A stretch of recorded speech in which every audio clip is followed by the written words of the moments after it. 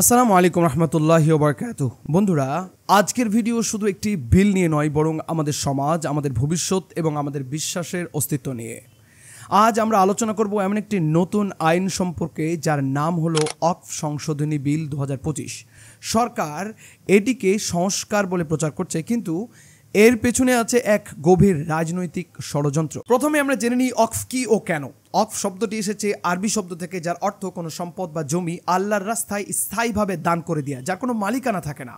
এটি থাকে সমাজের, যেটি ব্যবহৃত হয় মসজিদ, মাদ্রাসা, কবরস্থান, এতিমখানায়। ভারতের ওয়াকফ বোর্ড হলো তৃতীয় বৃহত্তম জমির মালিক। তার মানে রেলওয়ে এবং ডিফেন্সের পরে সব থেকে বেশি জমি ওয়াকফ বোর্ডের আন্ডারে। এক কথায় মুসলিমদের এই সমস্ত সম্পদ। সাচার কমিটির রিপোর্ট অনুযায়ী ওয়াকফ সম্পত্তি থেকে প্রতি বছর প্রায় 12,000 কোটি টাকা আয় হওয়ার কথা, কিন্তু বাস্তবে আয় হয় মাত্র 100 কোটি টাকা। কেন? কারণ অধিকাংশ অবৈধ দখল সরকার ও কর্পোরেটদের হাতে, আর অনেক মোতাওয়াল্লি এই দুর্নীতির মধ্যে জড়িত। চলুন আমরা জেনে নিই আজকের ভিডিওতে ডিটেইলসে।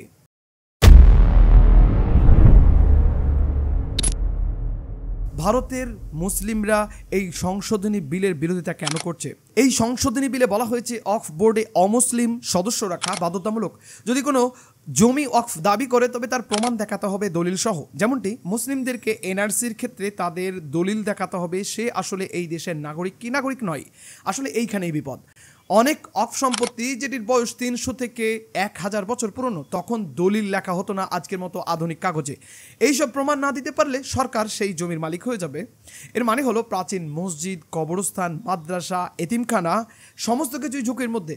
সরকার বলছে এটি স্বচ্ছতা আনবে, কিন্তু বাস্তবে মুসলিমদের ওয়াকফ সম্পত্তি দখল করার এটি নতুন কৌশল বলা যেতে পারে, যদিও এই দখলদারি অনেক আগে থেকেই শুরু হয়েছে।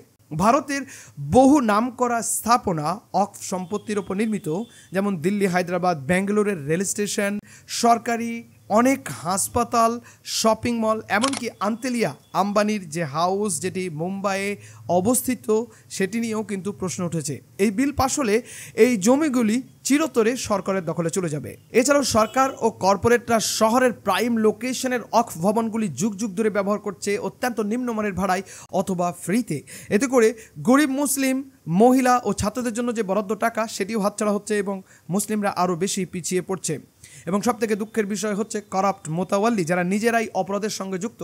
তারা ঘুষ নিয়ে জমি লিজে দিচ্ছে, অথবা নিজেদের আত্মীয়দেরকে প্রাধান্য দিচ্ছে, অথবা ডুপ্লিকেট পেপার তৈরি করে জমিকে বিক্রি করেও ফেলার অনেক ঘটনা আছে। তা থেকে আসলেই যারা পিছিয়ে পড়া, তারা আরও বেশি পিছিয়ে পড়ছে। সরকার বলছে এই নতুন আইনে নারীদেরকে আমরা অন্তর্ভুক্ত করেছি, কিন্তু বাস্তবে অনেক রাজ্যেই নারী সদস্য আগে থেকেই ছিল, যেমন পশ্চিমবঙ্গ, কেরালা, তেলেঙ্গানা। উদাহরণস্বরূপ আমরা বলতে পারি রুবিনা আক্তার পশ্চিমবঙ্গ ওয়াকফ বোর্ডের সদস্য, নাসিমা বেগম কেরালা ওয়াকফ বোর্ডের সদস্য ছিলেন, এবং সাবা সিদ্দিকী তেলেঙ্গানা রাজ্য ওয়াকফ বোর্ডের আগে থেকেই সদস্য ছিলেন। এটি শুধুই একটি প্ররোচনা চালানোর মাধ্যম আর একটি নতুন জুমলা, এছাড়া আর কিছুই নয়। এই নতুন আইনে বলা হচ্ছে ধর্মীয় কাঠামোয় একতা আনতে চাই। তাহলে প্রশ্ন হলো, মন্দির কমিটিতে কি কোনো মুসলিম সদস্য বাধ্যতামূলক, অথবা কি কোনো মুসলিম সদস্য আছে? গুরুদ্বারায় কি কোনো হিন্দু অথবা মুসলিমকে কি বোর্ডে রাখা হয়? উত্তর হলো না। তাহলে শুধু মুসলিমদের ধর্মীয় কাঠামোতে হস্তক্ষেপ কেন? ট্রিপল তালাক, 370 ধারা, NRC, CAA, anti conversion act, Babri মসজিদ ডেমোলিশ করে রাম মন্দির নির্মাণ, ইউনিফর্ম সিভিল কোড, সব মুসলিমদের ঘিরেই কেন? সরকার বলে এ সমস্ত কিছু আসলে মুসলিমদের উপকারের জন্য। হাস্যকর না? তাহলে বিলকিস বানোর প্রমাণিত ধর্ষকদেরকে ফুল এবং মালা দিয়ে সংবর্ধনা জানানো গুজরাট দাঙ্গাকারীদেরকে এখনো পর্যন্ত ঠিকঠাক সাজা দেওয়া হয়নি কেন? এই বিল ভারতের সরাসরি সংবিধান বিরোধী। ধারা 25 ধর্ম পালনের অধিকারের বিরোধী। ধারা 26 ধর্মীয় প্রতিষ্ঠান পরিচালনার অধিকার, ধর্মীয় কাজ পরিচালনার স্বাধীনতা মুসলিমদের এবং সমস্ত ধর্মের মানুষদের আছে, কিন্তু এই বিল বলছে যে অমুসলিম সদস্য বাধ্যতামূলক। প্রাচীন দলিল না থাকলে জমি সরকার অধিগ্রহণ করতে পারে। এটি ভারতের সেকুলার চরিত্র, মৌলিক অধিকার এবং ধর্মীয় স্বাধীনতার পরিপন্থী। আমরা ইতিহাস থেকে শিখেছি 1930 সালে মহাত্মা গান্ধী নামক বিরোধী আইন ভেঙে ইংরেজদের বিরুদ্ধে প্রতিবাদ করেছিলেন। ব্রিটিশরা সাধারণ মানুষকে নিজেদের তৈরি লবণ ব্যবহারের অধিকার থেকেও বঞ্চিত করেছিলেন। গান্ধীজি বুঝেছিলেন যদি আইন অন্যায় হয় তবে তা ভাঙাই ন্যায়। সেটিকে ভাঙতেই হবে।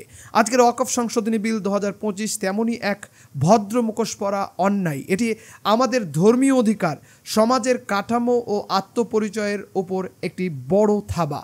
মুসলিম সমাজ, ইমান, তরুণরা যদি সোচ্চার হয়, ইনশাআল্লাহ এই আইন পিছিয়ে নিতে বাধ্যই হবে। আজ যারা দেশভক্তির নামে বিভিন্ন চ্যুতই মুসলিমদেরকে মব লিঞ্চিং করছে, মুসলিমদের স্বাধীনতাকে খর্ব করছে, মুসলিমদের ওয়াকফ সম্পত্তিকে ছিনিয়ে নেওয়ার চেষ্টা করছে, তাদের কাছে একটি প্রশ্ন, 15 আগস্ট 1947-এর পূর্বে তোমরা কোথায় ছিলে?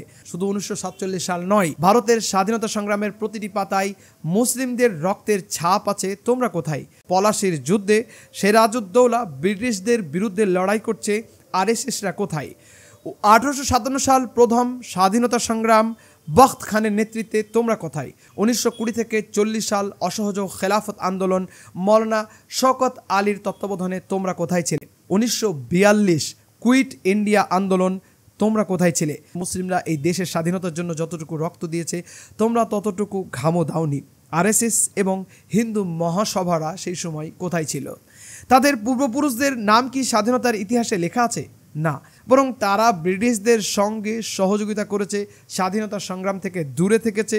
অন্যদিকে মুসলিম স্বাধীনতা সংগ্রামীদের গৌরবময় নাম ইতিহাসে অমর। সেই সময় ওলামা হিন্দের ব্রিটিশ বিরোধী ফতোয়া লাখো মুসলিমদের জিহাদের স্ফুলিঙ্গ জ্বালিয়ে দেয় এবং ব্রিটিশদের বিরুদ্ধে তারা ঝাঁপিয়ে পড়ে।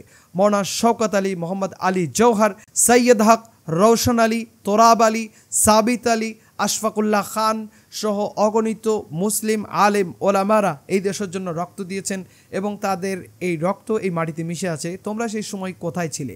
এই দেশ শুধুমাত্র নির্দিষ্ট একটি সম্প্রদায়ের জন্য নয়, এই দেশকে স্বাধীন করার ক্ষেত্রে সমস্ত সম্প্রদায়ের মানুষ একই সঙ্গে লড়েছে এবং তাদের রক্ত ঘাম এই দেশের মাটিতে মিশে আছে। এটি হিন্দু, মুসলিম, শিখ, খ্রিস্টান সবার রক্তে গড়া। এ সত্য কেউ মুছে ফেলতে পারবে না। ওয়াকফ সম্পত্তি কেবল মসজিদ নয়, এটি হলো শিক্ষার অধিকার, গরিবের ভরসা, নারীর সম্মান, ইয়েতিমের আশ্রয়। এই সম্পত্তি আল্লাহর নামে দানকৃত। এটি কারো ব্যক্তিগত সম্পদ নয়, এটি রাষ্ট্রেরও নয়, এটি সকলের। আসুন সবাইকে সচেতন করি, আলেম, ইমাম, যুব সমাজকে যুক্ত করি, আইনি লড়াই ও সামাজিক সচেতনতা চালাই, সোশ্যাল মিডিয়ায় প্রচার করি, আওয়াজ তুলুন, ওয়াকফ বাঁচাও, উম্মাহ বাঁচাও। এ ধরনের কন্টেন্ট তৈরি করতে আমাদের অনেক বেশি মেহনত লাগে। আপনাদের প্রত্যেকটি রিয়াকশান আমাদের জন্য অত্যন্ত বেশি গুরুত্বপূর্ণ এবং অনেক বেশি মোটিভেশনের। এমনিতেই সরকারের পলিসির বিরুদ্ধে যাওয়ার কারণে আমাদের এই সমস্ত ভিডিওর রিচ অনেক কম। আপনারা যদি সঙ্গে থাকেন তাহলে আমরা আমাদের কন্টেন্টের কোয়ালিটি আরও উন্নত করতে পারবো এবং খুবই ক্ষীণ হলেও, আস্তে হলেও, কমসে কম সত্য কথা আমরা হয়তো বলতে পারবো। সঙ্গে থাকুন, একটি কমিউনিটির মতো সাবস্ক্রাইব করুন অবশ্যই। আসসালামু আলাইকুম।